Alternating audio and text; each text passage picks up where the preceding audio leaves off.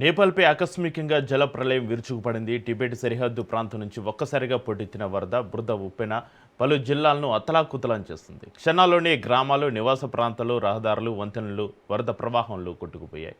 ఈ ఘోర విపత్తులో ఇప్పటివరకు 160 మంది మృతి చెందగా 750 మందికి పైగా గల్లంతైన వారిలో 133 మంది భారతీయులు ఉన్నారు.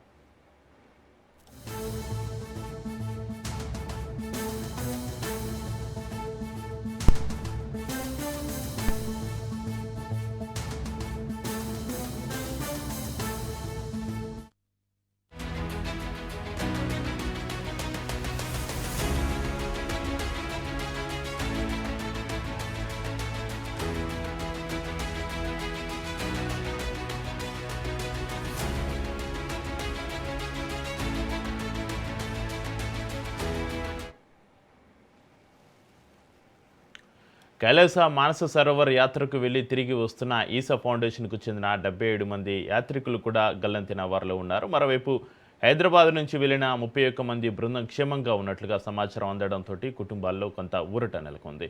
విశాఖ నుంచి వెళ్లిన 26 మంది యాత్రికులు కూడా సురక్షితంగా ఉన్నారు. తమ కళ్ల ముందే 2 బస్సులు వరద ప్రవాహంలో కొట్టుకుపోయాయని వారు తెలిపారు.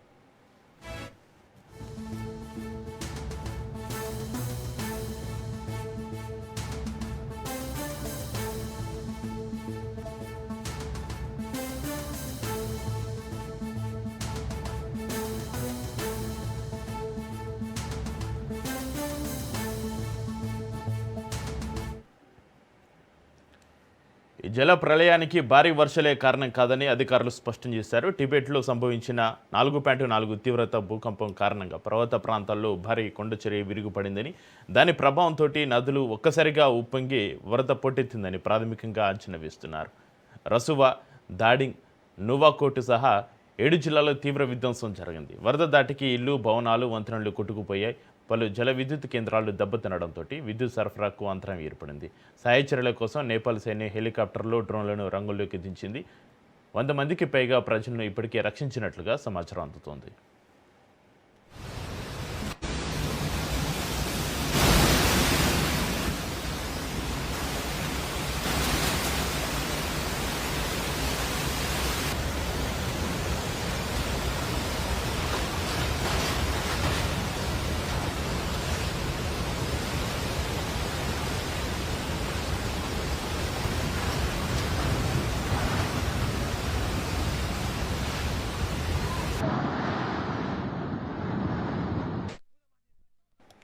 మరేపు నేపాల్ ప్రధాని బాలేంద్ర షా తోటి ప్రధాని నరేంద్ర మోడీ ఫోన్లో మాట్లాడారు. మృతులకు సంతాపం తెలిపిన మోడీ అవసరమైన అన్ని రకాల మానవతా సాయం అందించేందుకు భారత్ సిద్ధంగా ఉందని హామీ ఇచ్చారు. నేపాల్కు ఔషధాలు, ఆహారంతో కూడిన సహాయక సామాగ్రిని భారత్ పంపించింది. నేపాల్లో వరదల నేపథ్యంలో బీహార్, ఉత్తరప్రదేశ్ రాష్ట్రాలు కూడా అప్రమత్తమయ్యాయి. గండక్ నది ఉప్పొంగే అవకాశం ఉండడంతో నదీ పరివాహక ప్రాంతాల ప్రజలను అధికారులు అప్రమత్తం చేశారు. ప్రస్తుతం గల్లంతైన వారి కోసం గాలింపు, సహాయ చర్యలు కొనసాగుతున్నాయి.